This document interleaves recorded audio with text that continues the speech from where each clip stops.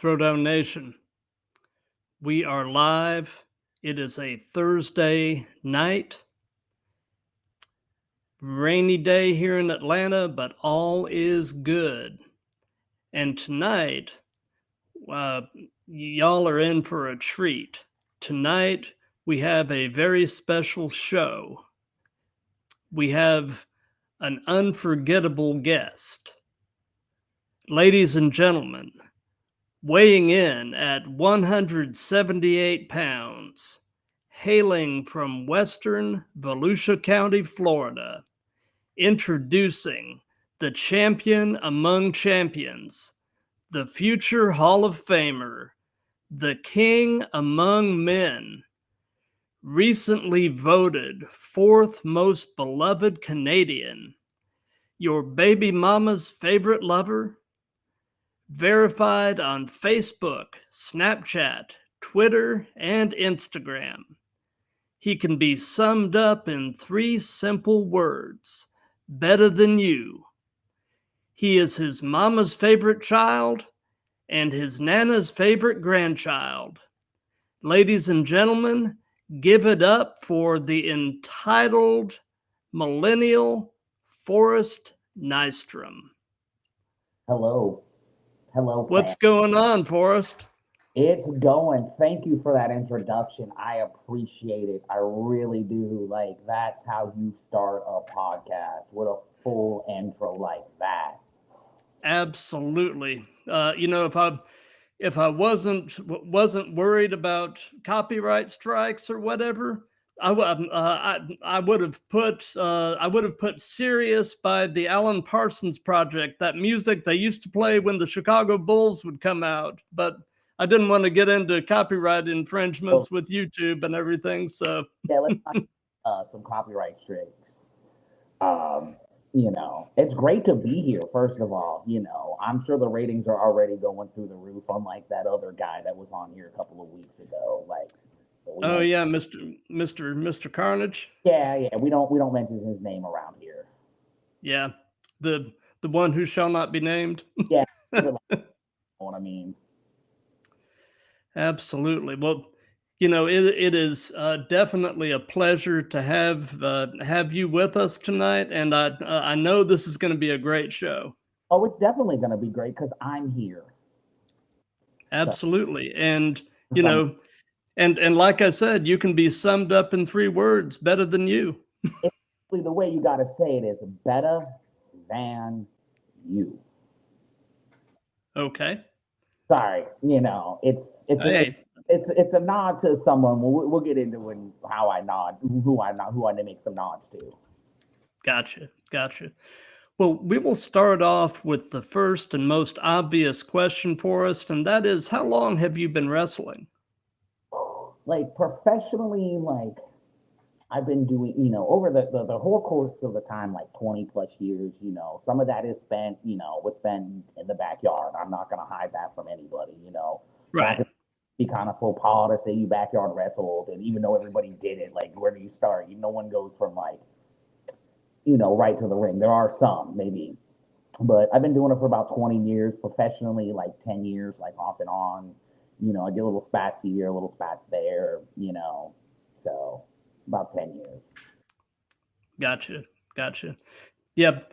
Back in my teens, I did a little backyard wrestling, but that was as far as I ever took it. I mean, If you're a wrestling fan and didn't body slam your buddy in the backyard or do something like that, then are you really a wrestling fan though? exactly.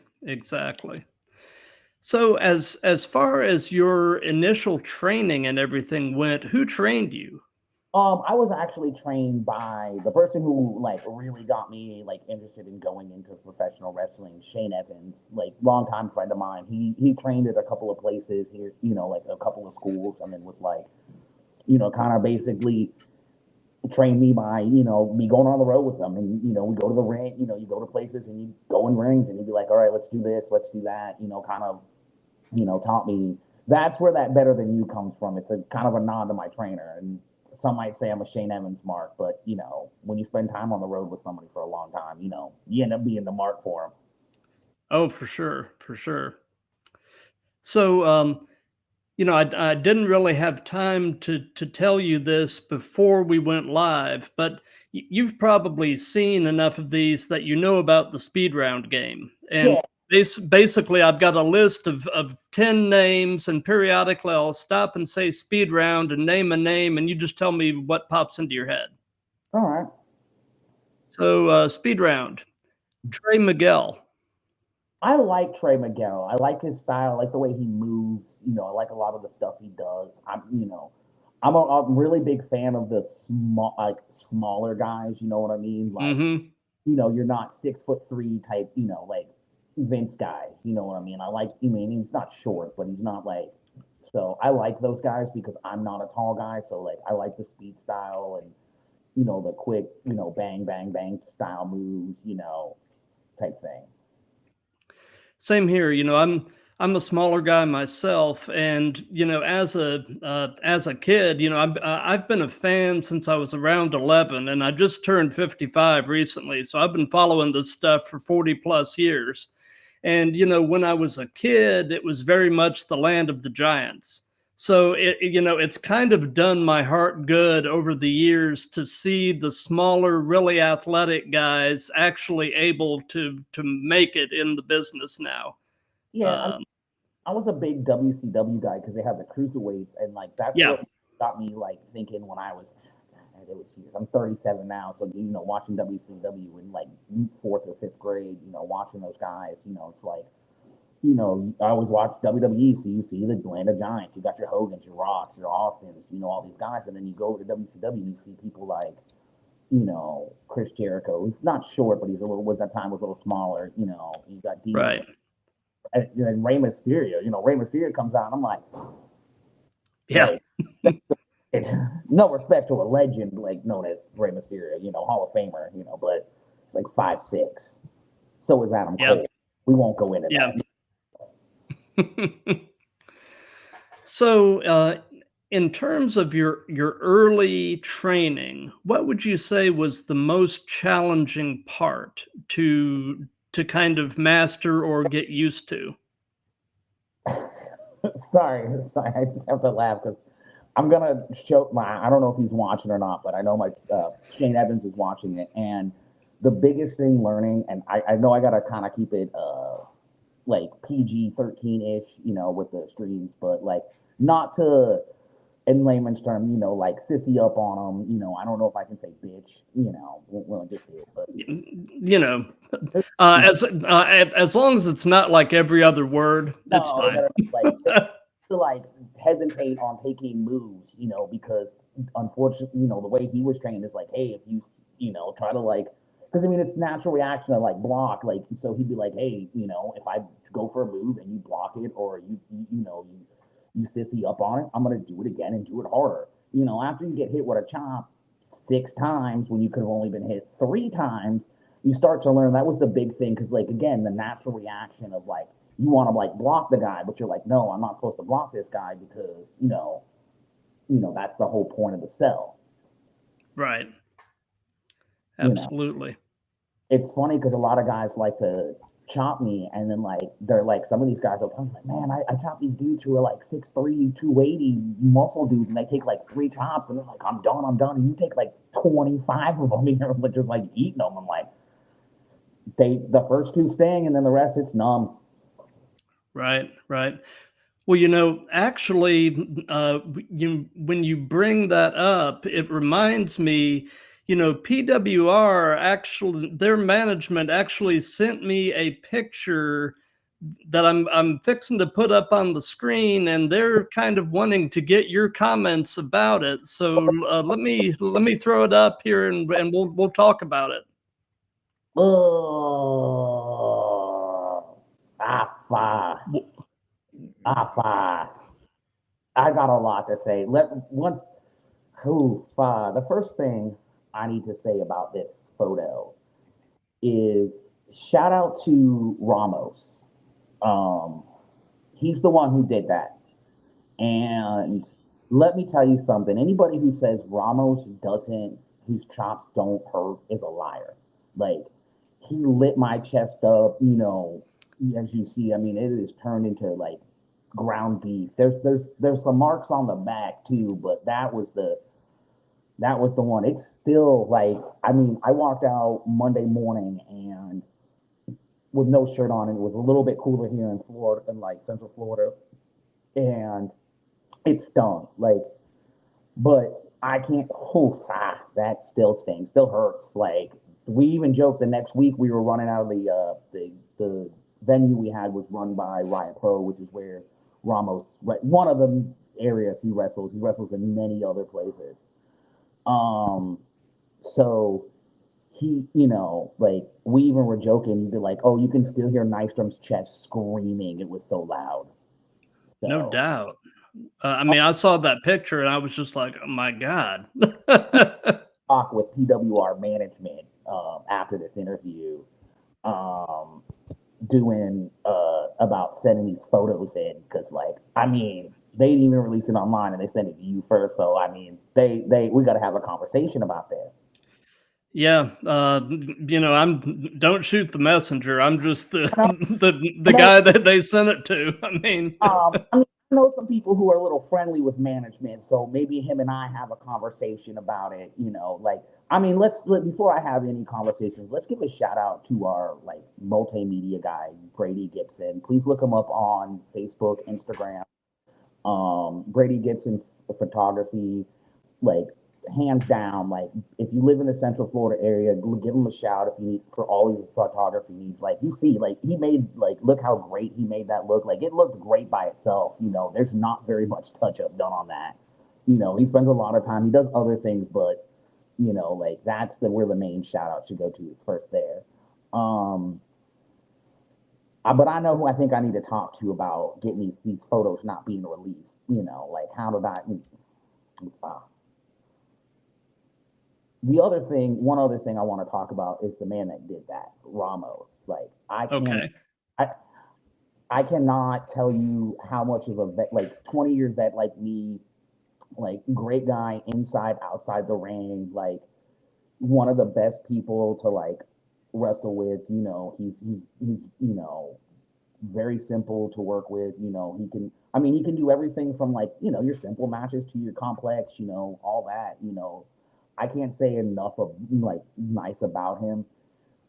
If anybody's watching this and you get a chance to share a locker room with Ramos, like, pick his brain. Like, he might charge you $5 like he did me. I mean, he might have just charged me $5, you know, but you know, he's hands down the like nicest dude you'd meet. You know, one of the, like, definitely a veteran in the locker room. You know, like, and he's definitely not one of those vets in the locker room where like he demands the respect. Like, he walks up, he's not above helping with the ring, not above like helping somebody out. You know, I was at the Riot show we were at. He was helping somebody he didn't even have to help, like planning out their match and everything. So he does have a project coming up here soon. Um, about his life and everything. I don't know exact dates, but they're working on it right now, you know, doing everything. So when it does, I definitely, you know, keep your ears and, you know, eyes open for that. It's going to be a great, like, project they're working on with some of the guys from, you know, places he wrestles. And, you know, one of the multimedia guys there decided to put something together. absolutely, yeah. And you know, guys like that that basically lead from the front. That's you know, people like that are special. Yeah. Few and far. I mean, one of the nice things is I kind of came, like, started doing this around two different eras. Like, when I first started, you know, there was a lot of vets in the locker room that were kind of, oh, I'm the vet. Like, you do what I tell you to do. You know, you're starting out, and some other things. And then, you know, now this era, I've come back after, you know, life got, you know, kind of involved. You know, it's kind of like, okay, yeah, you're a vet, but like, don't be above like doing the stuff. You know, like, you know, you might Right. be time, but you shouldn't, you know, this isn't where you've been doing this for a long time, so you don't got to do this stuff. No, like, if you need, you know, bring help needs, if the ring needs to be helped set up, everybody does it. It doesn't matter if you're the heavyweight champion or you're just the low mid card opener jobber guy. Like, everybody helps, you know, and having somebody like him in a locker room is really great. Like, He doesn't, he's not one of those come in like, oh, you should automatically respect me. I mean, he gets the respect from the background he has, but he's the nicest guy. Like, it's funny. He likes, my daughter was with us at the Riot show, and she walked up to him and gave him a high five for chopping me so hard at the PWR show. Like, and he's great, and it was hilarious. I'm like, how, like, thanks, That is cool, though. Sounds like you've got a cool daughter. She's more over than I'll ever be. I don't know how. She comes by it naturally. She's over organically, so Yeah. It breaks her heart that when we go to shows, like wrestling shows that I'm at, and she can't get booked. She's 10. I'm like, kid, they can't legally book you yet. Yeah. Well, give it time. I got a future wrestler going up right now. Like, she's already asking the questions she needs to ask. Like, why do they do it this way? Like, why do they do it that way? Like, why wouldn't you try this? And then it's like, kid, like, a student of the game. She's a student of the game, and she's not, and one thing again is the one thing I taught her when I was bringing up, you're never above anything. If somebody asks you to help with something, she walks in the locker room, shakes everybody's hand, and gives high five, and does everything. So that's awesome.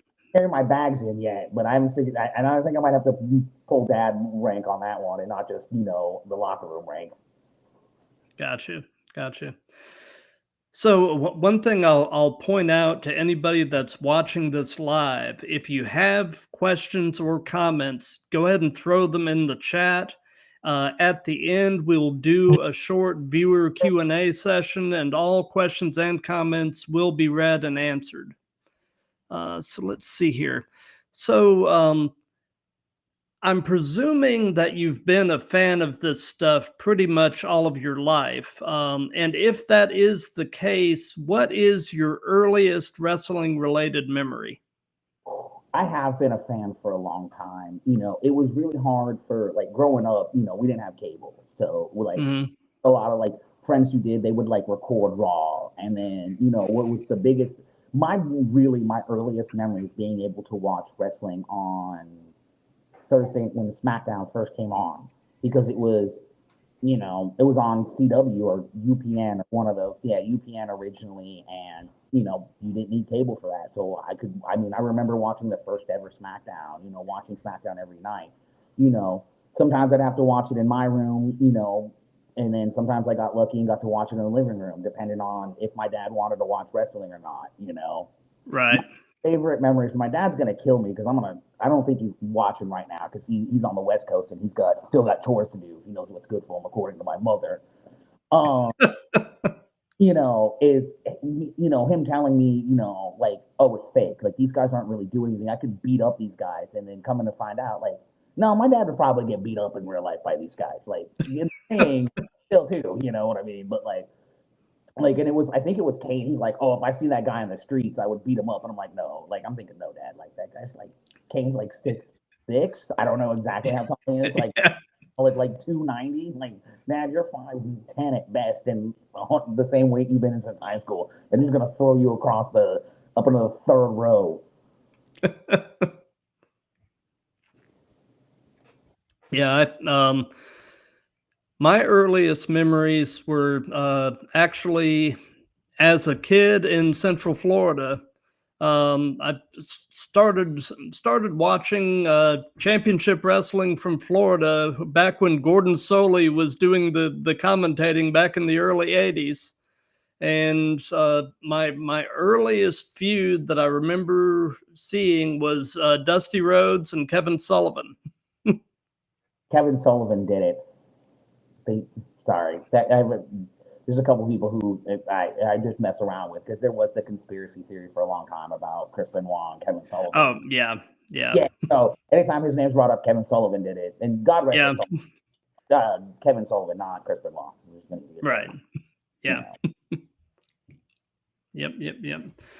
So, at what point in your life, was there a particular point where you looked at the TV and you thought, I think I could do this? probably around like 14, 15. That's when I really Hmm. started like backyarding because that's about high school. I'd done a little bit with like some people, but like, again, that's where I actually met like Shane Evans, a couple other people, some of the people I'm still like dear friends with. Um, and one of the first incidents that I met that no good SOB Chris Carnage. Oh Um, yeah. and I really said like, I think I can do this, and like it was kind of like I don't know what happened there. Hang on, sorry. Somebody messaged me and I hit the wrong button. But Ah, yeah, it was like, it's that was about the time. So about like probably like ninth grade of high school, and then kind of just carried on. And then, like I said, I had those peaks. Be like, oh, I'm gonna go do this, travel a little bit, and then life would be like, hey, that's not cheap. So yeah, about 13, 14, 15. You know. gotcha. Gotcha. So, away from wrestling, Forrest, what are some of your other hobbies and interests? Outside of this, outside of wrestling, like non-wrestling related, I like hanging out and playing video games with the friends. Like right now, I'm currently playing NCAA 25. We're like 9 years in on a like 7 or 8 years in on a dynasty. I'm now the head coach of University of North Carolina, go Tar Heels. Trying to rebuild that program. We built Memphis. Hanging out, watch, and I mean, I know it's not only watching wrestling, but watching football, watching my big favorite sport is hockey. I'm a giant Bruins, giant Kraken fan. It's because again, they're the new team that's close to where my parents live. So like, and then other than that, being like one of my favorite things when not wrestling is being dad. Yeah, I there is nothing like being a dad. I've got a 15-year-old son. He's a sophomore in high school, in the process right now of learning to drive, Wow. and he's a lacrosse player and absolutely loves playing lacrosse, doing great in school. Couldn't be prouder. Yeah. Yeah. Mine's 10 going on 14.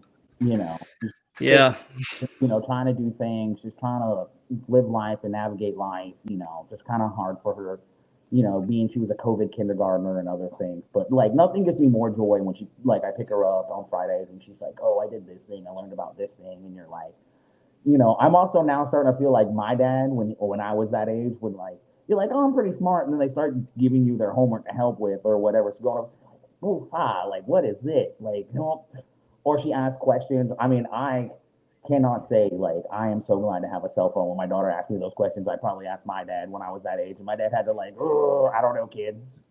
yeah. My dad said go look it up a lot go read a book a lot. So I mean, it worked. Like, thanks, pops. I love you. For everything. Help my love for reading. So Gotcha. Gotcha. Yeah, I'm a big reader myself, so I definitely high five to you there. the newspaper, the sense like a lot of the newspapers have gone the wayside. Like you can read them online, but like I used to like love after my mom would read the newspaper in the morning, coming home from school and reading the newspaper, like Yeah. just articles. Yep. Yep. Yep. Speed round. Shayna Baszler. I actually am I've been a fan of her for a while, even when she was in NXT. Like I think she gets kind of like she's a great utility player. Like Mm-hmm. you can put her there. She can wrestle different style. I mean, wrestling styles. You can put her as a face or a heel, or and she meshes well with everybody. She's a great utility like person to have. She's also Absolutely. she's also randomly from like I think Rapid City, South Dakota, which is where my mom lives. So I became a fan of her because of that. And I'm like, that's so random. Like it's the middle of nowhere. Yeah. I could say that. Rapid Right. City, it's kind of small town, but at least it's not the state of Ohio. Yeah. The so everybody hates like gets mad at me when I hate on the state of Ohio, but everybody's like, what do you think about Ohio? They're like, yeah, you're right. It sucks. So, you are billed as being from West Volusia County. So is that your hometown, I guess? So where I'm from in Central Florida, it's Volusia County, which is close to like I'm really close to like Daytona Beach. I'm from originally like South Florida, born and raised, like born and lived in Davie, and then we moved to DeLand, which as anybody knows, when you grow up in Florida, if you're not like a major city, everybody, even some people so like I'm from DeLand, but it's on the western side of Volusia County, so I would just say Western Volusia County because it's one of those weird things. Like the west side's kind of like it's DeLand, Deltona, Orange City, and like a lot of rural area, and then you go to the east, which is all like the beach side, and it's like completely different vibes. Gotcha. Yeah, as a kid for about 7 years, I lived in Satellite Beach, Okay. right near Cocoa, and we were very close to Patrick Air Force Base. So Most like so you understand. You say Satellite Beach, and even some people in Florida are like, "Where's that?" And once you say, "Oh, close to Cocoa Beach or in Cocoa," because they're two separate things. There's people get right. they get really upset about that. So I don't want to get them upset. No, don't get into a Cocoa Beach war. They take that personally, just like people from Ohio when I tell them it sucks. But yeah, so you understand, like it's like being from like I have a friend who lives in Ocklawaha. Nobody knows where that is, and so you're like, I'm from Ocala, So I'm used to being like, oh, we're from Daytona or close to Orlando, Yeah. So it's just easier. Yeah. Some people don't know where the land is. So you say Western Volusia County, they'll look it up and be like, oh, that's okay. So he's from that area. Because I don't want any weirdos on the internet trying to find me. Like, right. So, what is your favorite thing about that area of Florida? Really, is because you can like drive. You can start in one area and be like riding 4-wheelers, hunting, fishing, doing all sorts of other things, and then driving. You're like, I'm 20 minutes from the beach, like 20, 30 minutes, give or take, where you're at from the beach. Like, even though I don't like people who don't live in Florida don't understand like going to the beach. Kind of like once you live here long enough. It's a lot. Like you got to pay for the beach to get on the beach. You got to pay for like your food. Bring a cooler in and all that other stuff, and it becomes a giant pain in the ass. But like I just love it because like you could literally spend half the day riding 4-wheelers and spend the other half like surfing at the end, or vice versa. There's so much to do. The little town I'm from, there's a lot of like where Stetson University is. There's a lot of history here. There's a lot of stuff to do. I mean, for a little while growing up, you're like, oh man, I hate this town. But once you realize you're an adult, you're like, oh, this town rocks. Because now I can do all the cool things. Like drink at the bar brother used to be able to sneak into and drink underage, Gotcha. I actually just took a look over in the chat, and your buddy Mr. Carnage is over there, and he's talking a little bit of smack. He basically he's asking me, how much you paid me to say all the accolades I gave you at the beginning, and he asked how Ramos treated you.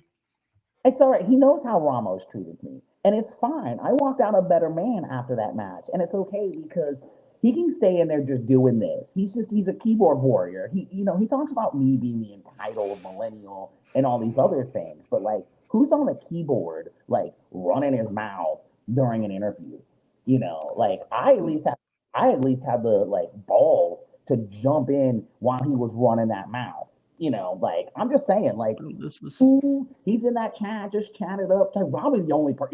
He's probably nobody's responding to him anyway, so it's all right. We'll just let him talk in that chat and type on his little keyboard. He's just over there.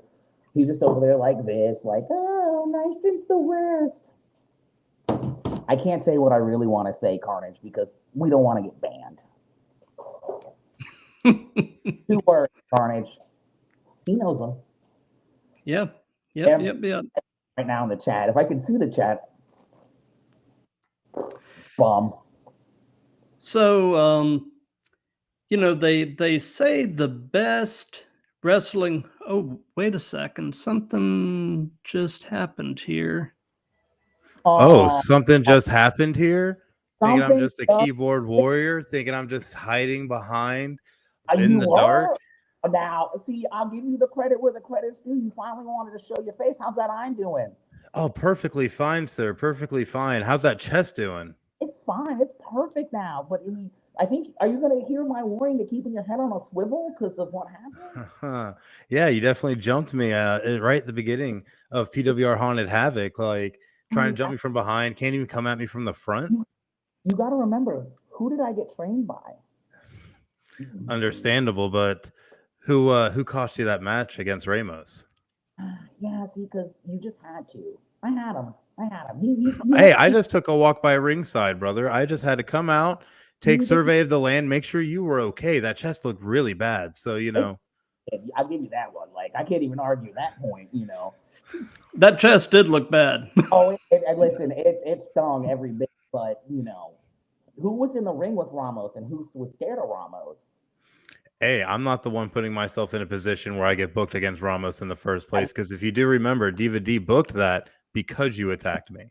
To have a conversation with Diva D, but let's be honest, I'm more scared of Diva D than I am Ramos. Like, respect Ramos, but like we all know who's. I Mhm. figure out who sent that photo in. I just really need to know the management. I think I know who did it. So. Oh, you know who did it, brother. But I, at the end of the day, all I got to say, Thanksgiving Throwdown, November 30th, you better be ready because some things are going to happen, brother. I'm always ready, And by the way, I just want you to know everybody has been asking me like why I did what I did, and we have a rich history, do we not? That we And do. I mean, I'd be willing to tell everybody, but I'm just gonna wait. Of course, because you're so entitled, you would do that. Leave us all hanging. Yeah, that's how you do it. Yeah, leave them wanting more. I could tell everybody right now. I'm sure all the fans would love to know. They want to know. I want to know. That's fine. You'll find out when I'm ready to tell everybody. Entitled as always. Always entitled. Just make sure, again, you adhere to my warning of keeping your head on a swivel because you never know when I'm just going to, like, pop up. Pop up one too many times may come to bite you. It might. Don't bite off more than you can chew, boy. If you think I'm afraid of you, I'm not. It's clear as day that I'm not afraid of you. You should be. I am the prize wrestler for a reason. I come, I conquer, I move on. You are but a little speed bump. Buddy's prize. Oh, so Vini Vidi Vici? Yeah, if you're a prize, you're like so. Yeah, keep talking it. Always, you know me. At least you finally actually had the balls to come in here and say something instead of being a keyboard warrior, and you call me that sometimes. Well, at least this time we can actually see you, Forrest. Yes. Sorry. Yeah, glad you actually splurged and got some lighting. Whole situation. Like we won't discuss that. Sometimes in IRL. So ridiculous. But November 30th, I'm gonna see you, sir. Are you? Oh, I will. With both eyes. Maybe. Who knows? I might go to Georgia. Who knows? You know me. I just do. You forget that I have a really great contract that management didn't read. So that's all I'm gonna say. So you've got hidden loopholes. I wouldn't call them loopholes. I have a really good lawyer who writes up great contracts, and apparently our management didn't really like read up on the contract, and really go through with a fine tooth comb. So I wouldn't call them loopholes. It's just if you got a good attorney, maybe clauses. Yeah. Clauses, riders, like back in the day when Van Halen wanted bowls of one particular color of M&Ms in their dressing rooms. I mean, you have to have a great attorney. Well, you know what? I'll consult PWR management and see what's going on. But either way, I'll see you there, sir. And watch your back. Always. You're the one who needs to keep his head on a swivel. Oh, see, now he laughed. What a bum. Well, what can you do? What you should have He done. comes and he goes. Yeah, I mean, I give him the credit. He did come in here and, instead of being in the chat. So this is true. You do have to give credit where it's due. Yeah. So anyway, that is over. Ooh, I hope considered tank. So they say that the best wrestling persona is yourself turned up to 11. So tell me a bit about in-ring Forrest and kind of compare and contrast him with everyday walking around you. Hey, there ain't much of a difference. I mean, Forrest Nystrom in the ring is definitely like it's, without giving too much away, it's just me like you said, amplified to 11. Like I just amplify myself. Like, I mean, I talk the same mess that I talk in the ring, outside the ring. You got to be a little more careful outside because you got to remember some people don't like really understand. Right. I'm not like I go out and I always like to talk smack, like, and in a fun way. Yeah. I'm not gonna say anything disrespectful, outside the ring, but inside the ring, I might say a little more. Yeah. It's really all the stuff I can't say. Not, obviously, it's nothing racist, homophobic, transphobic, or against anybody. I don't say that Right. anyway. Some people you can't, you can call them one thing outside, and once I get in the ring, all bets are off. We're not friends anymore. Right. But I will never be friends with that no good SOB Chris Connors. But yeah, I can tell. It's just mostly like me, and the only real difference is like I said, is like it's the things I say. You know what I mean? I just amplify a lot of things. Gotcha. So tell us about your very first match. What was it like? How did it go? What were your thoughts going into it? Your thoughts coming out of it? So it's been so long, I can't really remember. But I think and where it was. I think it was in like Georgia, or maybe like, it was in like lower Georgia somewhere. One of the little small towns. You just cross over the border, and you're like, there's a Waffle House, and that's about, their big thing is the Waffle House. And right. So that Shane was on, and I rode up, and somebody just so happened to drop out. Wasn't able to make the show, so they put me in. Like, it was, my biggest thing going into it is, the only other person I'd really wrestled, like, had been Shane. They would just throw me in with Shane. Shane and I, he's obviously the bigger guy. He'd go over, do whatever, or we would tag. But it's like I actually get the. So I was really nervous. You know what I mean? Because you're like, you just wanna, you want to do the. You want to do so great, and it wasn't the best match, but I mean, it's your first match. Who went into their first match and had a 5-star classic? There ain't nobody. The only thing coming out of it is, learning when to slow down, learning, understanding that, if the promoter gives you 6 to 8 minutes, curtain to curtain, that doesn't mean you have to bang out the match, and you don't have to use, you don't have to use all 6 to 8 minutes. You can use, less, but you don't have to try to rush through everything. And I'm, even to this day, I still work on it. There's a lot of things like, I'm trying to be to point C, and we're not even a point, we're not even to the point A. We're just getting through point A, part of the match and all that stuff. And, that was the biggest thing. It's like, being able to like remember that, that it's for the fans. You don't want to rush everything. You want to be able to let things going in, I mean, if I had to rank it, it'd be a 0.5 star match. You know what I mean? But it was fun because, the guy I worked with, we're about the same size. So we, he was relatively new. He only had like 6 or 7 matches on him. So the fans probably hated it, but they probably went home and kissed their cousin and was all right with it. It's Georgia. Easy. I love the state of Georgia, especially Atlanta and all those other places. But like, we all know, once you get across that Mason-Dixon line, like, we know. Yeah, I mean, but that kissing your cousin thing, that's more of an Alabama thing. Yeah, but Georgia does it too.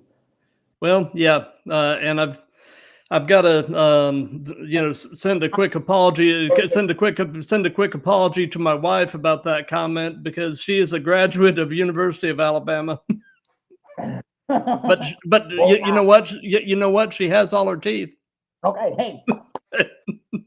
No, I'll tell you this funny story.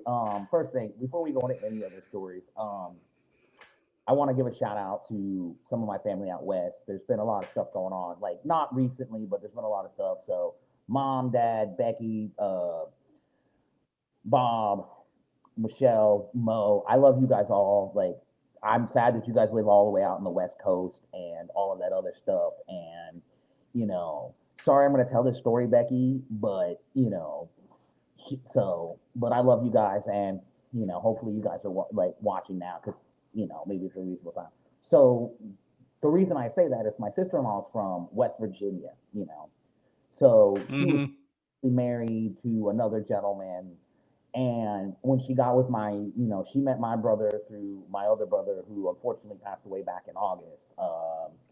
And she'd been family friends with us, so they started dating and then they got married. And so I would tell her, I'm like, hey Becky, I know you're from West Virginia, but how does it feel to change your last name for the first time?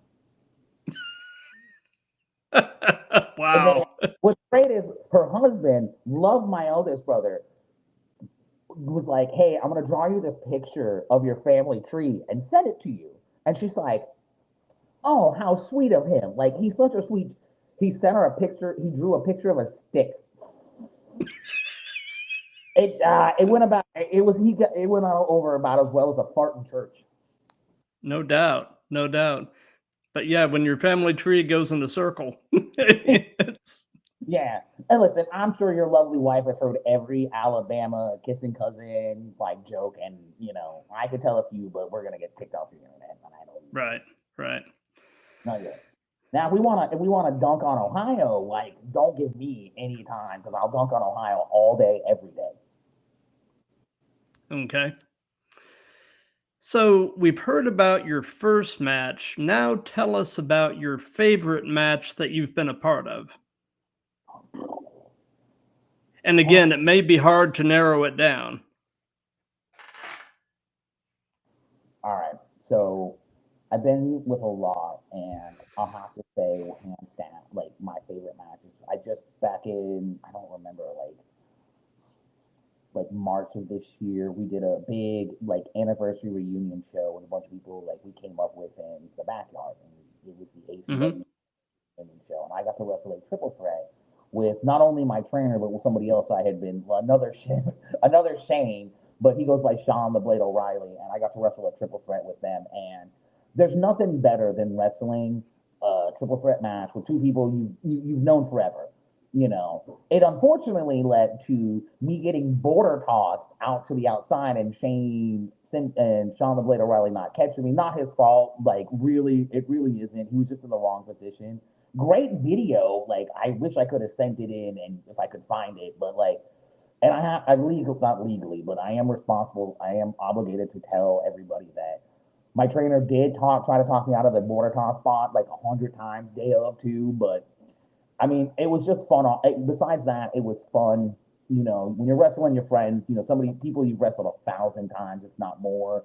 It vibes. You're you're nervous going into the match, and then you go out there and you're just this is just us being a bunch of bozos. We've done this 100 times, and it really also was one of my favorites because Sean had never seen his family had never seen him wrestle, really wrestle and win. They hadn't seen him wrestle. He got to, unfortunately, he took the victory, but he got to see it in his family, his wife and all his children got to see him win and have his hand raised. And at the end of the day, doesn't matter whether you like somebody or don't, but once they get that victory in front of their family, and their family's excited, you gotta, it hits you in the feels. Absolutely. So, speed round. Brody King. I love Brody King. I'm a Brody King mark. I will not. Well, not only that, he's got that band, so I love him from the music aspect, but I'm a big fan of bigger guys that can move in different ways. I don't mind No, I don't mind your bronze, your guys who, they're just powerhouses. But like, you give me like Brody King and I can't think of his name now. From the one guy from the Viking Warriors or whatever they are now. Yeah. Ivar? Yeah, Ivar. Ivar, yeah. Like, I mean, I would throw Joe in there, like the big guys who can do just more than just big guy stuff, like power moves. Like, give me that all day. Like, I love seeing 350-pound dudes hitting moon, like Ivar's moonsault is amazing. Brody King, like when he hits that cannonball on, like, I mean, he hits it so well, like it's devastating. You know what I mean? Like, I mean, I would say Darby Allin by far takes it, but like Darby Allin gets in the ring and wants to like they just throw him around. But like I've seen him hit him on bigger guys, and it's just so smooth. Like, that's like, oof, wow. Yeah, absolutely. They're in two different companies right now, but I would love to see Brody King mix it up with Bronson Reed. Oh, all day. Give me that. I said, big meaty man slapping meat. Like, give me that. Like, I don't see, and that's one of my biggest things is people are like, oh, I don't want to see the big guys wrestle. Like, no, I want to see the big dudes. Like, I want to see Bronson Reed and Brody King just have a strong style match. Like, I feel like it hurts me at the end of the match. Yeah, absolutely. Absolutely. So what is the longest distance you have driven to get to a match? We drove to Shane and I, again, everybody's gonna be like, wow, this guy really hung out with Shane a lot. Like, yeah, it was, so, we did a lot of stuff. We drove to Asheville, North Carolina. That was about the farthest I've gone. Like driven. Like, I've gone to other places and flown, but like, I was never like, I was kind of bougie when it came to like going places. Like, if I'm going to like certain areas and I can fly, because back then you could get like one way pretty cheap. You could get like a one way there and a one way back for pretty cheap. So it was a lot easier back then. Gotcha. Than gotcha. 9/11, made it a little yeah. harder. Yeah, 9/11 kind of threw a thing. I'm just saying it did a lot, like made it harder to travel more, and then again life got involved. Yep. So I know that there are two primary ways to kind of prepare for a match. You can either work it out in the back with your opponent, or you can decide to call it in the ring. Do you have a preference between the two ways of kind of setting a match up?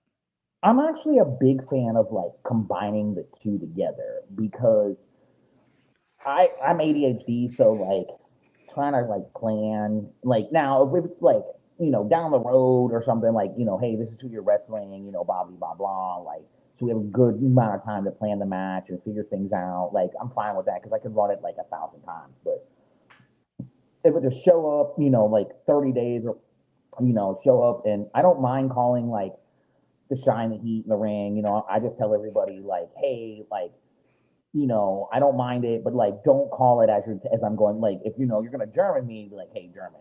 Don't like have me up and be like German, and I'm now trying to protect myself. That's right. That's a good way to get your head kicked off with me. But I don't mind planning. Like certain areas of the match. Like the opening. Like maybe a couple like a middle and the finish, and then we'll just call the rest. I mean, I also don't mind calling it all in the ring. But it's my preferred thing is a little bit of both. Like let's plan some stuff. Like let's plan the opening. Let's like where the finish is. Let's figure out. Like I was taught from other people, like plan your match backwards. You know where you gotta end up. So like fill everything else in. Got you. So I don't know if this necessarily applies to you, but I'll ask it anyway, just because it's actually kind of an interesting question, and that is, if you've worked in other countries or cultures, how do you handle language barriers when interacting with the fans or working with your opponents? Even though I haven't traveled internationally, not yet. Definitely just had recently, not I say recently, it was a few months ago, got to meet an Australian wrestler, Kobe Reed.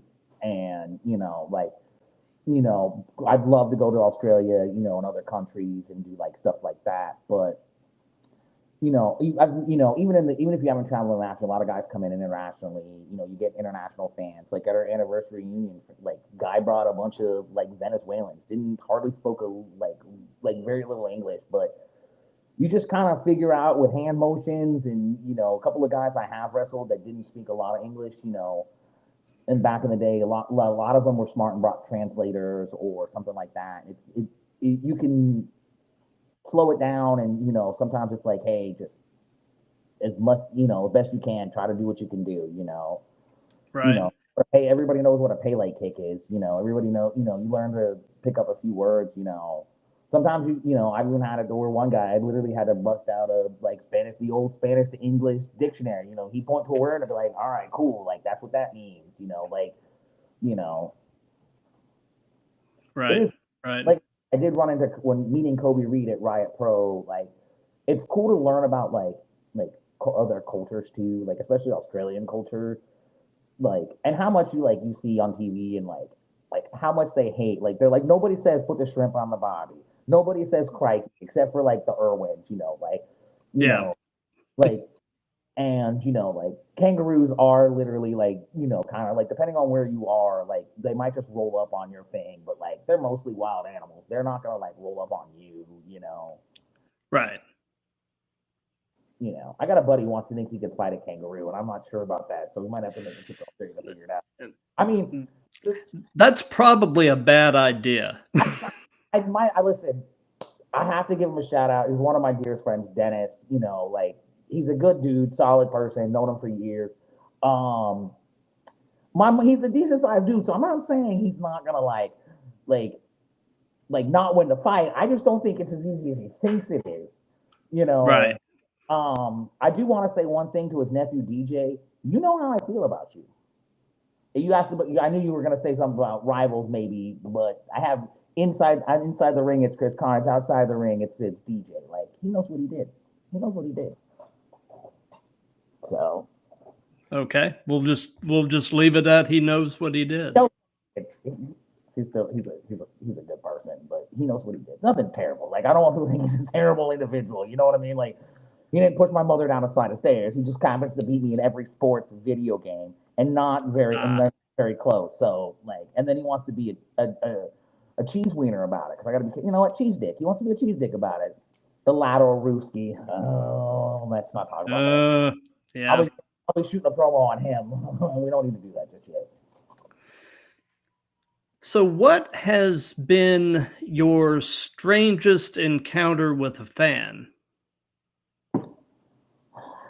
That's a loaded question because like, and don't get me wrong, like I love all of the fans. Like whether you boo me, you cheer me, you throw your drink at me, you shoot me the bird, you tell me I eat corn the long way, whatever. A lot of fans, like it's you know, some of them it's still real to them. Right. You know? And you can't take that away from them. So like the strangest one is I've like been cussed out because like I was a heel in the ring and I told somebody that, you know, I don't remember exactly what I told them, but like they see me and like I was, you know, interacting with fans and they cussed me out. And it was the strangest experience I've ever had in my life. You know, I made a kid cry and I didn't even do anything. And like, so like hey, kid was crying and like part of me wants to be like, well, FTK. I can't say what that stands for. Not the weirdo weird, but like if you know what that means, you know, but like so you go to like try to be like the good guy, you know, even though you're the bad guy, you're trying to be like, hey, you know, like and the kid's crying. You're like, gee, thanks. Like, cool. Like, let's get a photo anyway, so that way I can say I made the kids cry. It's great. Gotcha. So, can you share an example of a time when you had to completely improvise during a match where something just went totally sideways and you basically just kind of had to figure out how am I going to save this match?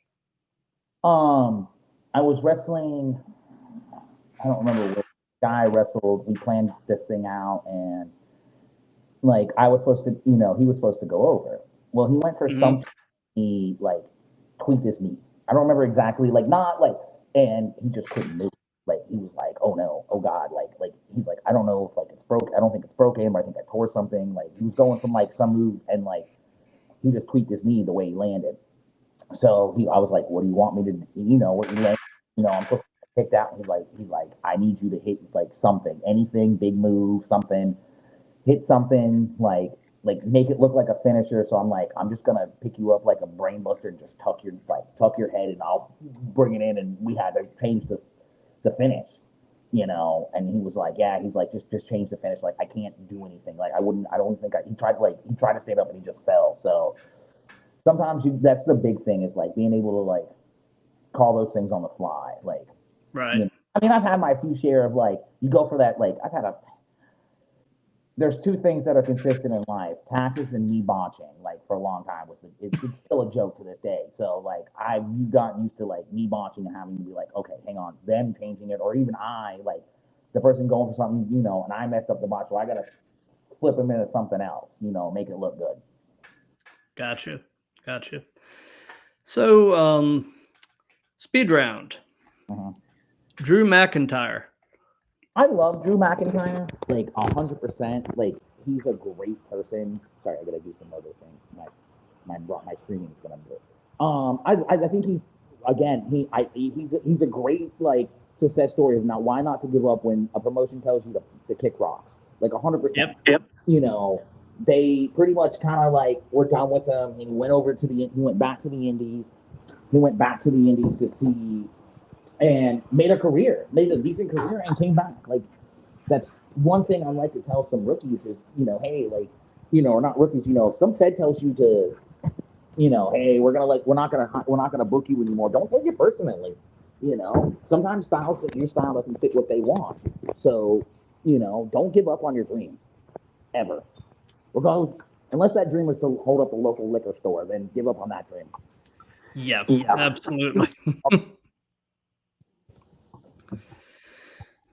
So tell us about the impact the pandemic had on your wrestling career. There really wasn't, because that was one of the down periods of like, for me, was the pandemic didn't really have a like effect on my career, because I wasn't like actively wrestling at that point. I had kind of, at that point, my daughter was like still kind of young. I was doing other things, like trying to be dad at that point. She was starting kindergarten, so it was like, let me put my wrestling life on hold. So I can see my daughter go to kindergarten. Gotcha. Okay. Sorry, fans. Oh, no problem. It's like, so in terms of your in-ring work and your promos, who or what would you say are some of your influences? And it can be other wrestlers, pop culture, anything that has made Forrest Nystrom, helped shape Forrest into the Entitled Millennial. So I have to say this. A lot of my like in-ring and stuff like that comes from again, like I said earlier, smaller guys. One of my favorite, and this is not, I don't want everybody to say, I don't say this because of, the shock factor. One of my favorite wrestlers that I really started following was Chris Benoit. Like, and unfortunately with what happened with his family, that is a terrible situation, but that was one of the wrestlers. I mean, I can sit here and watch Chris Benoit versus Chris Jericho versus Chris Benoit in New Japan 1,000 times. I could watch it front to back 100 times and never get bored. So I take a lot of inspiration from like that style. A lot of Daniel Bryan, ROH. I got to see. I got to see Daniel Bryan wrestle El Generico in Orlando at ROH. And so a lot of the smaller guys, and some of my promos are, a lot of the promos are from like Edge back when he was the rated R superstar with Lita. Jericho when he used to just do nothing but like dunk on Stephanie. Talk about how she did all these terrible things that we shall not repeat. Yeah. And other things like, so a lot of it's just like a little bit of Attitude Era, a little bit of like like ROH promos and things like that. But a lot of my in-ring is more the smaller guys, so a lot of the faster stuff, like I'm going to hit you with this, But I also like to occasionally, when people think, oh, he only hits these small, like, small moves, like, no, I can slow it down and wrestle technical too. Yeah. I'm not the man of 1,000 holds like Dean Malenko, but I'm the man of like 3 holds right now. Well, hey, it's like in music. If you've got 3 chords and the truth. Yeah. That's all you need, really, is 3 chords. Yeah, pretty much. 3 chords and belief in what you're singing. I mean, that's Seven Kingdoms career. Sorry. Yeah.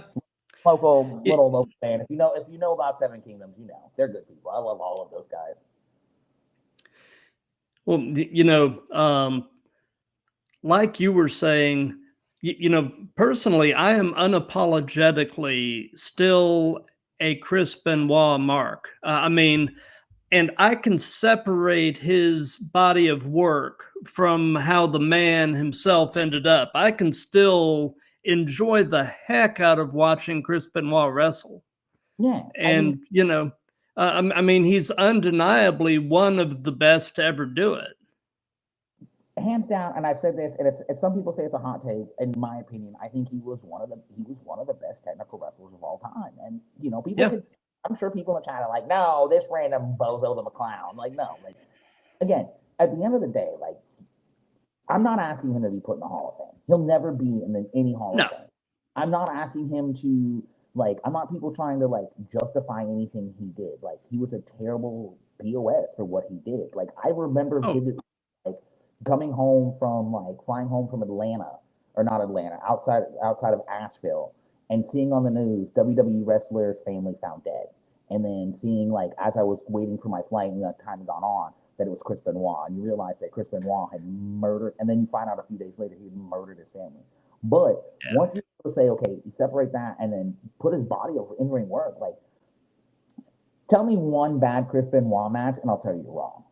I'm sure there's some early stuff here and there, but, like, again, like I said, he was Pegasus Kid at that point when he was in Japan. Yeah. He wrestled a little bit, I think more, but, like, go watch Pegasus Kid versus Chris Jericho, the Lionheart, like, instant, you know what I mean?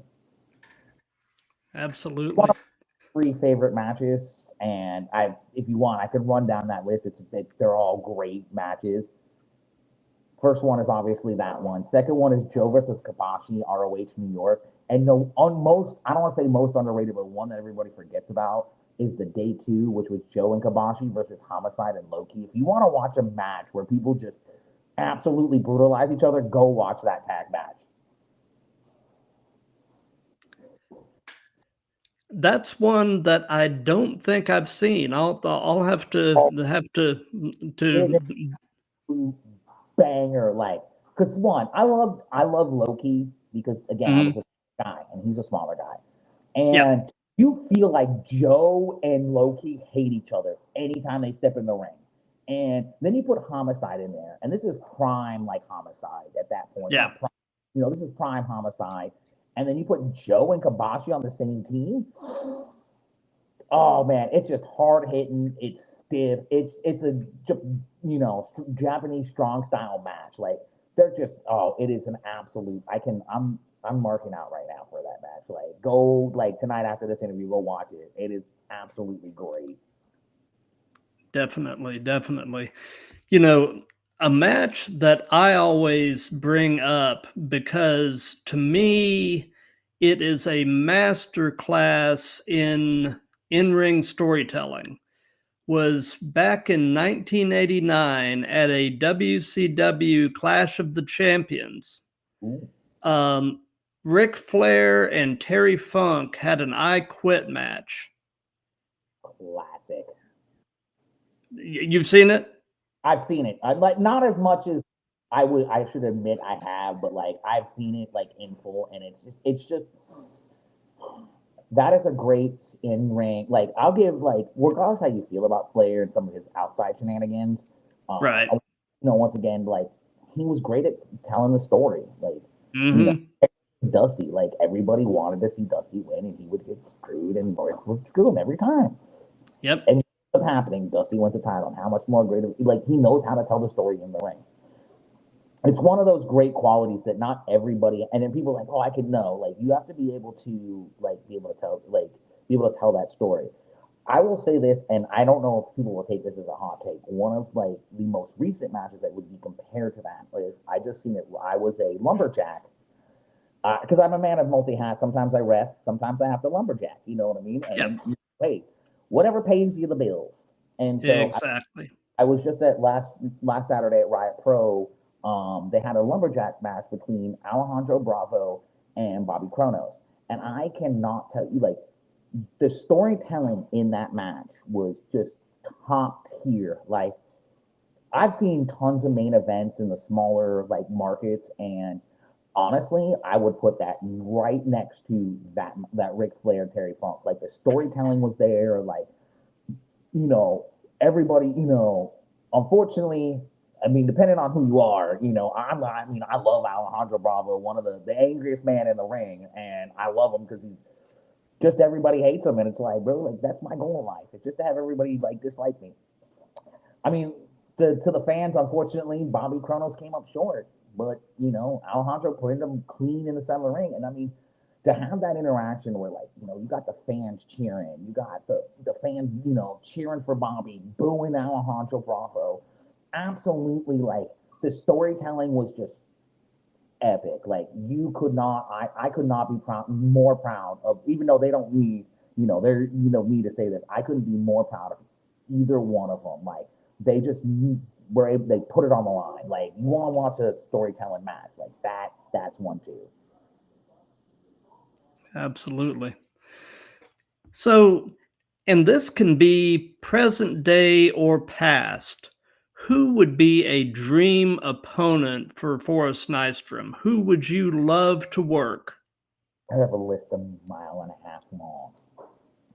Everybody does, like Cody did the list, MJF did the list, and Jericho, you're on the list. Like, there's a lot of guys, like, some guys, I mean, they're dream opponents. I don't think I'll ever get the chance. Like, there's a couple of guys from back in the day that I used to wrestle with that I never got the chance to. So some of those guys, like Tommy Flambeau, BQ, beautiful Bobby Buxton, a couple of guys, just, I mean, if I ever got the chance to, even if it's just a job out to obviously Bryan Danielson, high up on the list. I don't ever think he's on his way out, which is right. I do, like Alex Zane, that guy. I mean, he's like 6'5", 280, would like throw me would border toss me into like the upper deck. But like, I just, I've, met him a few times here and there, known him a little bit. Would love to, get in the ring with him. Like I just said, Bobby Kronos, Alejandro Bravo. Heck, you know what? I'll even step in the ring again with Ramos. I want to put Ramos back on my list. I want to run that one back. I think I know how to get. He might be bigger, but I'm a little faster this time. And no offense to him. I'm still a little bit younger than him, not by much. I think like a year or two, but I still got a couple of steps left in me. Gotcha. Speed round. Shelton Benjamin has not missed a step. He is 47, I think he is. Not missed a step in that. Like, not really missed a step in that. And I mean, look at how, like, I tell everybody, Google Charlie Haas. And then, like, I mean, granted, we're discussing this, and Charlie Haas had a few vices that he did a lot. And I don't know if he still does or he's recovered. So I don't want to like speak. I don't even know the man, but I don't speak ill on him. But I mean, look at Shelton Benjamin now. Like, he's in AEW. Like, he's not missed a step. Like, 47, and he stays in great shape, and again, and like we said with Drew McIntyre, is somebody like, don't give up when one door closes, another door opens, like in wrestling, like they let him go. He said, all right, I'll go to AEW. Everybody, you got the WWE fanboys or the AEW haters, and then everybody's like, he's doing it. Like, he's 47 years old. If he wants to go wrestle in TNA for 6 months, then like let the man wrestle where he wants. He wasn't doing much in AEW or WWE, but I mean, that was that might have been a Vince thing. Yeah. I want to see how close I was to his age, just real quick. 1975, so yeah, he'd be about 40 plus. So, Yep. yeah. 49. Yeah. Close to 50. But I mean, how many people at 49 look like that and still be able to move like that, especially in the wrestling industry? Exactly. Because I mean that industry is, as you know, something of a meat grinder. Oh yeah, it'll. When I go to my annual physical, I can't. And they're like, "Oh, what hurts?" Everything. Like, Yeah.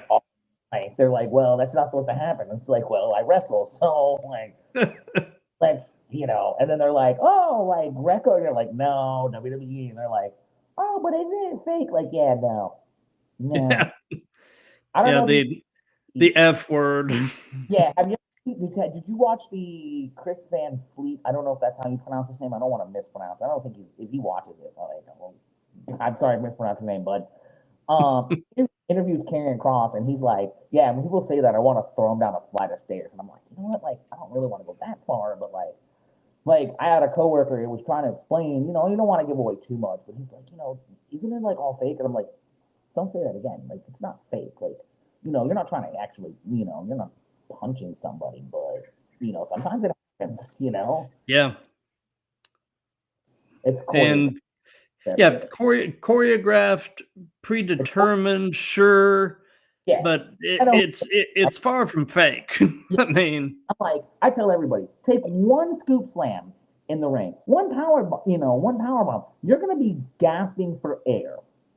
Like that was training. Is like you don't take those bumps right away. You take a little bit, you learn how to do them, and then they do scoop slams. You take that first bump, that one's where you're like, you're like, yeah, and it still. I mean, I have to breathe out as I'm getting slammed or something's happening, and I'm like, I mean, the average person, tell them to go in there and take a back bump, and they'll about die. We've got some up and coming rookies I've seen, and once they started taking the bumps, and the next day they're like, "Man, I got a headache." We're like, "Yeah, we told you that was gonna happen." Yep. So you sort of took a little bit of my next question, but what, as far as right at this moment, what hurts right now? Everything. Right now, realistically, like I don't know what I did, but like what really's been hurting for a little while is like right up, here, but like right up in here in the neck area, and I shouldn't probably be saying too much because I know that no good SOB Kid Connors is going to take some notes. That's true. He's going to put a bullseye on your neck if you're not careful. The poster, and he's just like making notes. Like my neck, I mean, I have an old knee injury from that like randomly flares up because I was going for the guy was gonna go for a suplex, and I was supposed to block it, and then when I block it, instead of just like letting me try it, he just went straight into DDT, and it popped. Like my knee made two pops, and it wasn't my ACL, my MCL. It was luckily I think my knee popping out and then popping back in because he put his full weight on it. And I don't mean to bag on anybody with drug issues, but that makes me a little, I don't want to say happy, but makes me feel a little better. I'm a lot better in life after that, but that hurts all the time. I mean, if you wrestle, everything hurts. Your back, from carrying the weight of PWR, that's the, best talent they have on staff. Yeah. Well, everybody has their cross to bear. Yes. And unfortunately, once I need to get to the barber and some other things, once I'm the best looking wrestler they have, the tickets are going to just sell through the roof. I mean, they're already selling through the roof right now. We had a great turnout at our Halloween Havoc show, and hopefully at this next show, November, 30th, there's a great showing. It's a local show. So. Yeah, you sir are a needle mover. I'm always a needle mover, which would make me sad if I mean, I got to check my calendar real quick. Actually, let me look at it right now. There ain't much going on, but we don't know. We don't know if we're going to show up on November 30th. Because again, we don't have to answer the question. This is true. This is true. Leave them guessing. Leave them guessing. So, what is the most significant injury that you have suffered wrestling? Luckily, and I say this, knock on wood, I've not had it. The most serious injury I've ever had is I did something to my lower. I got taught. I'm the king of silly bumps. Mm-hmm. I talked into a lot of bumps. I've always been a smaller guy. I mean, back even when I came up, I was a real small. I was a lot lighter. Or weren't we all? Yeah. So I took a silly bump. Got power bombed off of something onto something, like nothing crazy. Like I think it was just high up, and I couldn't walk. Like not paralyzed, couldn't walk. It was so like maybe that like it was really rough for like 3 days. Like it was hard to walk, and like when you're trying to explain to your mom after you come home, like why you can't walk, then you gotta like go to work, and your boss is like, hey man, like why can't you barely walk? And you're like, I was a moron, It's ironic enough. It was easier to it went better telling my boss than my mother. Moms tend to have that freak out moment. It's moms. Moms are always gonna have that, So my dad always the funny thing, I worked for my dad. Like my dad and I worked for the same company, and we were all on the same like crew. And he used to just laugh and call me a moron. He still does. Yeah. Well. He watches when I send him the videos. He's like, I love it. He's like, don't kill you. And then when I call him, I always call him. One of my things is day of show. I usually call him, a few hours before my match, and I was like, hey, like, just want to let you know I'm wrestling. I love you. Nothing. As always, I just want to let you know I love you. And you guys don't understand it, but like, I appreciate y'all being my biggest fans. Yep. Which is weird. You get booed, and then you gotta be like rude to you. Like I don't think like I really want my parent again. Living on the West Coast, I'd love to go out there to wrestle in front of them, or have them come out here. They'll be down in December for my for Christmas and my other things. So I'd love for them to come to a show, but it'd be hard to be like booed by your own mother. But I mean, I'm sure I've given her plenty of reasons growing up to just boo me out of the building. That's true. I think we all had our heel moments with our parents. So yeah. Listen, let me tell you something. My mom's the better heel than I'll ever be. Really? Yeah. Oh yeah. Not my mother. I love my mother to death, but my mother's an old school New England woman. Like she's not afraid of any of us. She's never been. She raised 4 children, to my 2 older brothers and my older sister and me. And let me tell you something, my mother never backed down from my 2 older brothers, and they're a little bit bigger, nor my sister, nor me. Like she ruled the roast. Like, so we ain't getting one on with her. She was the better heel than I was. You know what I mean? When she, listen, she always talked about knocking us in the next week, and I didn't want to call that bluff. You know what I mean? So got me there. Mm-hmm. Absolutely. So, knowing everything you know at this point in your life, if you could give any advice to your younger self, what would it be? Take the wrestling thing more seriously in the beginning, because I didn't really take it too seriously. You know what I mean? Like, I mean, I took it seriously, but like not as serious as like I could have. And like, do I think I would have ended up somewhere? Like, probably not, but I could have probably done a lot better, but take it more seriously, and really be a student of like more of a student of game in the early years, and not just kind of like be lucky you got to train with somebody, got lucked into the position you got lucked into, you take more advantage of that and travel. Gotcha. Do a lot more traveling. Like, there were a lot of opportunities I could have gone other places, not international, but like further out, and it was just like, I had a job, but was it worth it? Gotcha. Speed round. Eddie Guerrero. First, RIP. I mean, one of the best, like face heel, WCW, WWE, Latino heat, like. I mean, listen, you can sit here and tell me that Dominic is not his son, but You know, you're telling me there was no influence in there? Like, he wrestles just like Eddie was just so fluid. Yeah. You could put him anywhere. You know, you could put him up against anybody who's going to have a solid like there wasn't. I mean, I'm sure there's a few here and there, you know, give or take. You know, I know he had a few vices as well. You know, so maybe there were some like house show matches that probably weren't that great. But like, find me a TV match that you say you don't like that has Eddie Guerrero in it.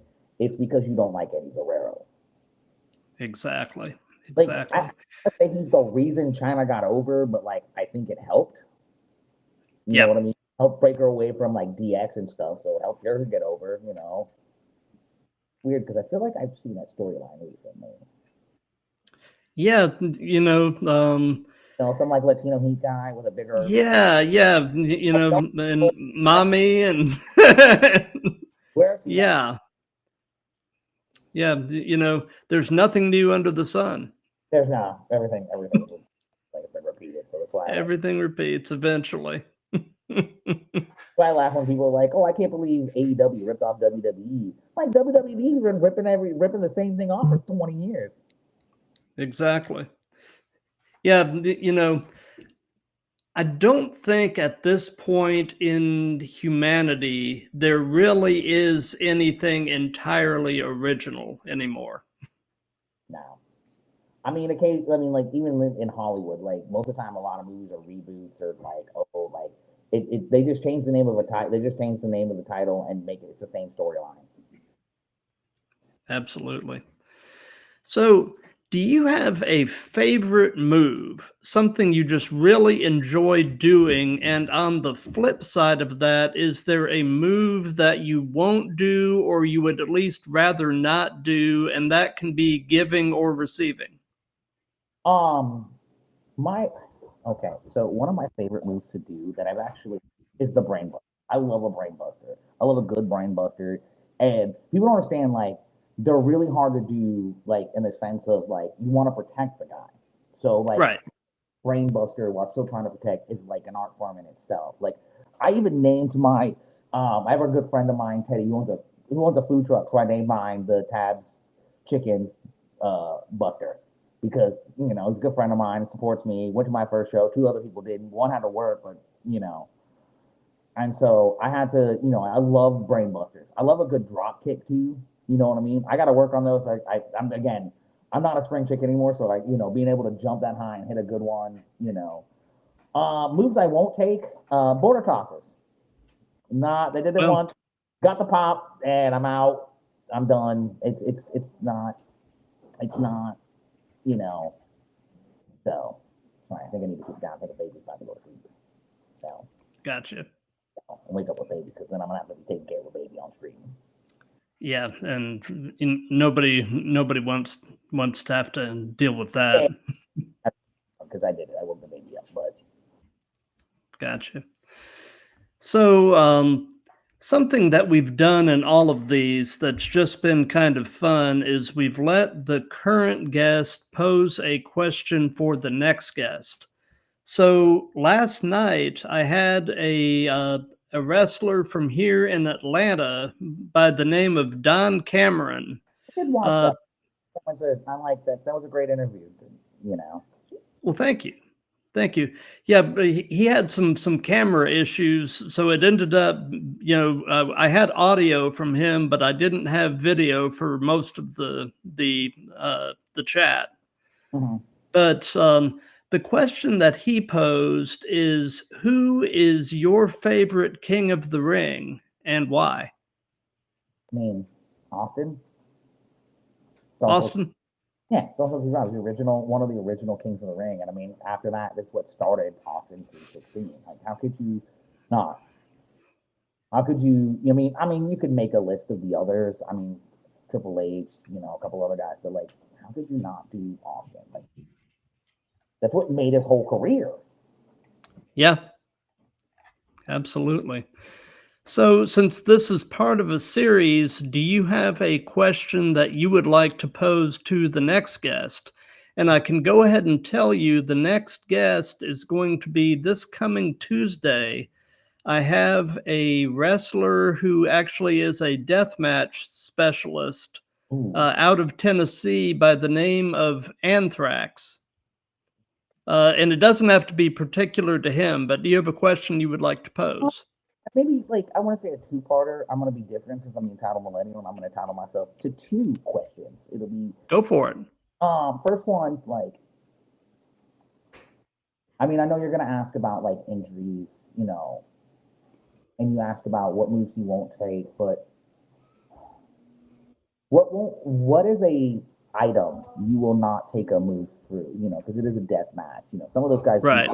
There are some guys out there that are like, no, you can slam me through a barbed wire light tube table set up in the back room of a boiler, you know. And then the second one being, why did you decide to? What really made you get into death matching, like, and go away? Like, because people also don't understand what death matching is, that it's an art form. Like, you can't just go out there and throw guys through stuff and pop glass. Like, it's safe. It's an art form. Like, and make it look good. A lot of people hate it. They, you know, there's this one old there's this one old manager that. Yeah, hang on. The ring light is in the room. I was trying to help you out, but it's in the baby's room. There's a ring light and No, this lighting's fine. You sure? Yeah. You've got no front lighting at all. No, you're good. You're good. Sorry, they were gonna give me a ring light. I apologize. Hang on a quick second.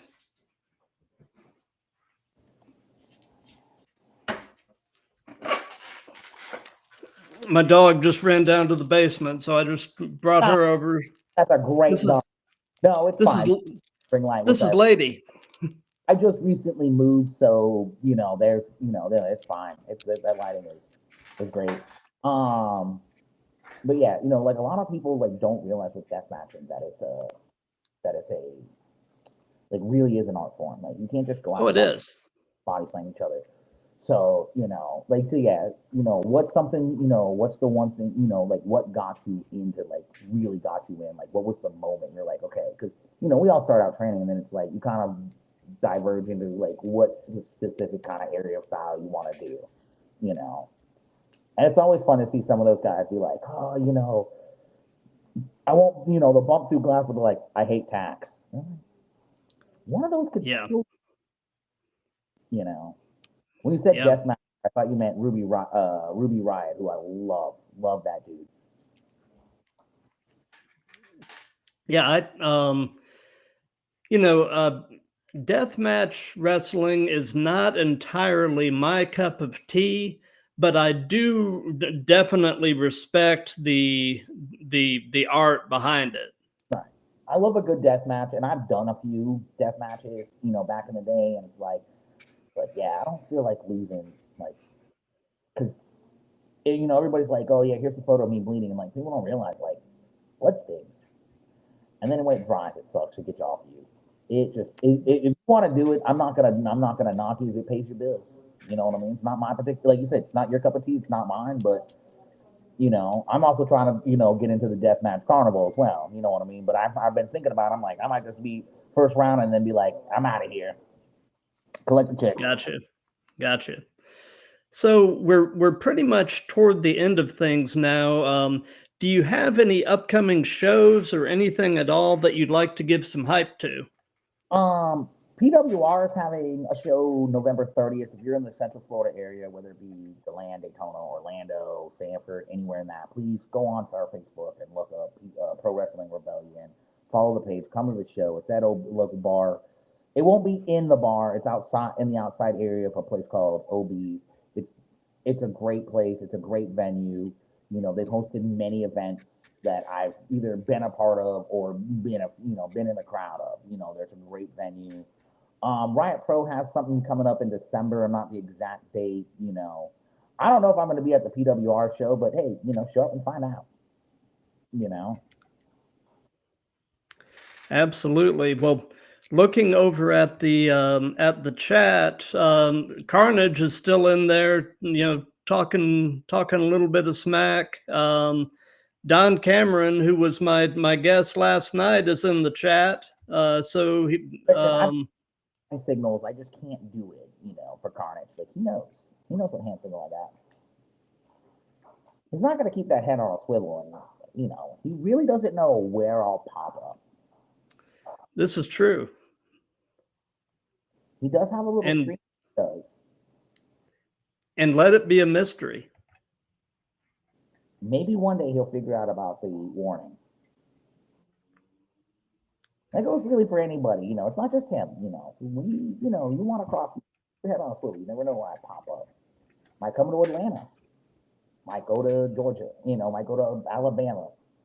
Who knows? Yeah. My wife actually commented on the picture of your chest and said that it definitely looked like it hurt. Oh, it's every bit of it. How long did it take for the bruises and markings on the chest to fade?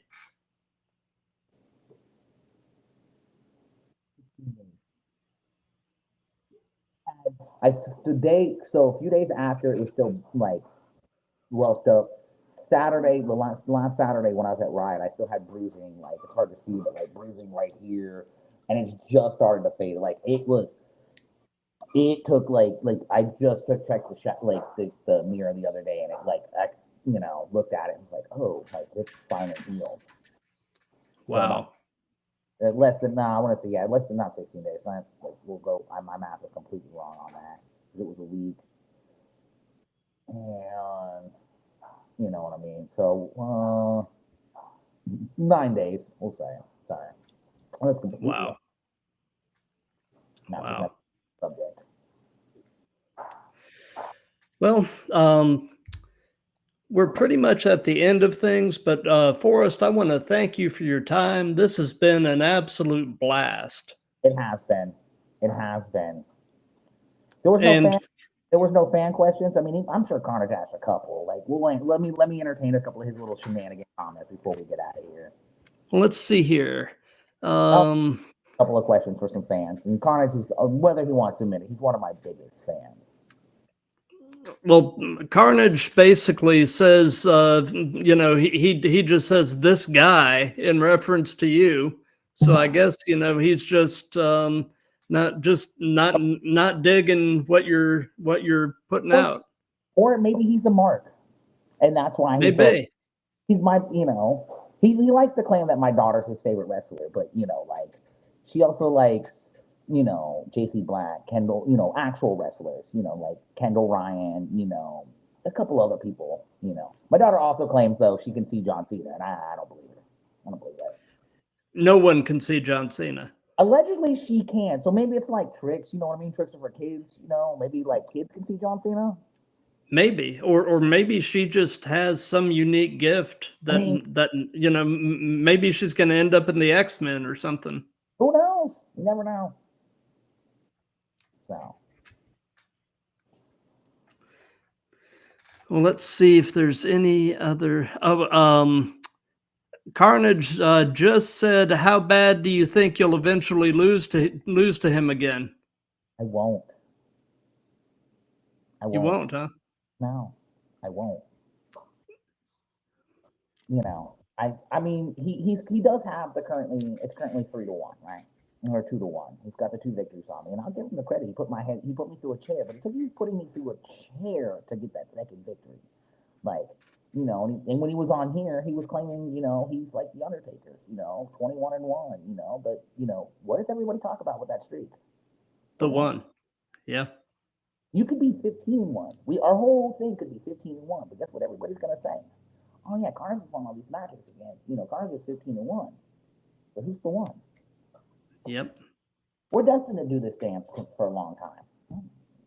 Oh yeah. You got to. You got to keep it going. I mean, everybody has their arch nemesis, and he is yours, and you are his. Actually, technically, I have 3 arch nemesis: him, DJ, and the whole state of Ohio. What is it with you in Ohio? It's Ohio. Have you ever been to Ohio? I have not. Don't. It's just god awful. And it's the Ohio State fans. They're terrible. It's also I'll agree with you about Ohio State fans. Absolute garbage. They think they're better. My favorite thing in the entire world was when Oregon beat them. It didn't matter that everybody like they only beat them by like a point or two. It's like doesn't matter. It's like it doesn't matter if I win by a point or 80 points. Like I won. Like who cares? The thing that bothers me about the whole Ohio State thing is it is the Ohio State. I mean, what does that even mean? Ohio State. That's the whole argument. They're like, we're from the Ohio State. Like, is there one like down the street we need to know about? Like, exactly. And like, don't get me wrong. Like, Bengals fans, pretty decent folks. Browns fans, loyal. They're at every game. Every game, not every game, but they have high hopes for their team, and they've not done anything. Like I always root for the Browns to go to the Super Bowl, obviously for the joke. You know what I mean? But yeah. And then they have and then the Reds, Pete Rose, great. But the rest of Ohio, like minus those things, is an absolute dumpster fire of a state. Like honestly, and then they do that stupid. I mean, it's the most annoying thing. You near any someone from Ohio, and you go OH. They're like, I-O, great. You learn how to spell a 4-letter word. And you need help with 2 of those. Someone has to start it, then you have to finish it. So it's a garbage state, and it's right there. And Michigan's better, obviously, and everybody knows it. You can go to Michigan and Kentucky, Tennessee, any state that's not Ohio. Gotcha. If you got to wrestle Ramos again, and he's going to chop you as many times, or go to Ohio. I'm picking Ramos every day of the week, twice on a Sunday. Gotcha. I've always disliked the state of Ohio, but our lead media's guy's wonderful wife is from Ohio, and it drives her absolutely nuts when I just dunk on Ohio. If I don't end up at the show on the 30th, it's because she beat me up. Like I am more afraid of her than I am anybody, and I dunk on her home state. Are you more afraid of her than Carnage? Yes. I won't openly admit that. Carnage, I don't even worry about. Like after all this, I'm gonna have a text message thread from her, from I won't give out her name, but, I don't want to put someone's business out. I will have it. She will get into a group chat we have with a few people, and I will know it's her messaging. Gotcha. I mean, they do have it's all, I don't think everybody from Ohio is terrible, but I think the whole state is terrible. Gotcha. And I understand that, yeah, I get that. Yeah. But anyway, like I was saying, though, thank you for your time. And, consider yourself as being a part of the Throwdown family now. And you've got a standing invitation to come back anytime you want. You shouldn't have said that, because I'll come on anytime you need me to, doesn't hurt, always come in and talk. It's been an absolute blast. Definitely, follow me on social media on the Instagram. I say I'm verified on Twitter, but I lost my Twitter account because of some issue with my phone, so I have to start a new one to get re-verified. Definitely look up Riot Pro. Please look up our, Pro Wrestling Rebellion on Facebook, especially if you live in the Central Florida area. Even if you don't, just like our page, and interact with us. Follow us on all of our social medias. But yeah, it's been an absolute blast. I, think that this has been a wonderful time. I get to just do what I do best, which is just talk a lot of smack on the internet. So, and one of my biggest joys in doing these is just nerding out about this stuff with like-minded people. And, and doing these, I have met some of the coolest people, and, it is a great community. Right. It's one of, before we go, I'll say this, one of my favorite things about wrestling is everybody, okay, I'll say this first. Being a wrestling fan is kind of dorky. We can all admit that. It's dorky.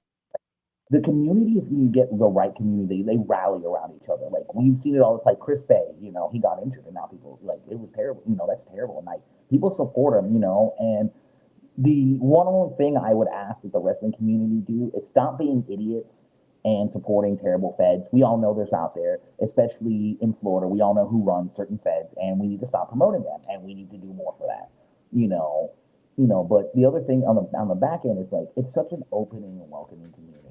A lot of times, you know, there are bad apples and everything, but you know, it's you could just hang out with like-minded people and talk wrestling. You know, they're all wrestling fans. You know, so like they're student of the game, so they're like, you know, it's funny. You like you said, you can ask them like, "What's your favorite match?" And then you're like, "Oh yeah, that's a great match." Like, but what about this match? You know, you've seen this, and you're like, all of a sudden, you know, it's like we used to do trade tapes. You know, you're like, yep. That's the only good thing about now. Someone tells you about a match, you go right on the old YouTubes and be like, doo-doo. Yep, there it is. Yep. You know, the only match from back in the day that I have not been able to find on the web is the last Battle of Atlanta between Tommy Rich and Buzz Sawyer. Oh, that's weird. I mean, granted, depending on how old they are, it's really hard to find them. And sometimes whoever owns the rights to them kind of locks those up. But like, yeah, man, there's so many like, it's hard for me to go through some of the older stuff because you know, like I'm not watching like I was never a big like early year WWE fan back when they were WWF and all that. Like I watched territory stuff. Yeah. And like, but like when people are like, oh, you should watch Bruno Sammartino, you know, watch these guys. And I was like, bro, like their finishing move is like is a headlock takeover. Like I get it. Nah, this ain't it for me. Like, you know, like I mean, Hogan got over with 4 moves, so I want the Hogan match, but you know, that's another story for another day. Yeah, absolutely. Well, anyway, for those of you that have been watching this live, thank you. For those of you that'll be seeing this in replays, thank you for that. If you like what we have going here, definitely spread the word. I'm actually going to throw my QR code up on the screen here. That basically goes directly to my link tree and has all of my socials and some other stuff on there. So definitely check out all my socials. And we will be back next Tuesday at 7 p.m. Eastern with the Suplex Machine Anthrax. He is a deathmatch specialist. And then next Wednesday, I've got another wrestler from Tennessee by the name of Jameson Shook. That's going to be episode 49. And then on Thursday, I have episode 50. We've actually done 50 of these things now. And I've got a tag team from here in Metro Atlanta. By the name of the team is SGF, which stands for Stay Great Forever. And it seems to be 2 really great guys. And I'm excited for it. I actually just seen that post, and I am super excited to see them. There's a lot of great wrestling that's like coming back now, and Atlanta is a hotbed right now for it. I mean, it's always been, but like again, you know, the industry goes like this, but it's like on a like nice steady climb. Like Atlanta's on the list of places to go. Absolutely. Well, you know, hopefully one of these days you make it up to do a show here in Atlanta. Because if you make it up here, man, I will come see you for sure. You know, spread the name around, send it. You know. Yeah. You know, everybody wants the millennial. Everybody wants it, and they're entitled to get them. Absolutely, entitlement can be a good thing. Always. I also want to say thank you to everybody who watched this, and if you're watching it on the stream, the replay, thank you so much. Like I cannot ask you, I cannot thank you enough. I might have dunked on you, I might have said some things, but to be honest, I don't. I do care, but I don't. But I can't do what I do without you guys. You make this like the sole reason I do this. Whether you're here to boo me or cheer me or jump me in the parking lot because they said your mother has a mustache. Thank you. Absolutely. You know, love you or hate you, they'll never forget you. Love you or hate you, the check still clears. This is true. This is true. And it's all about the Benjamins. That's all it's all about. Wait, so you're getting Benjamins? Well, I wish. Yeah. So. Well, anyway, everybody have a wonderful night. We will see you next week, and keep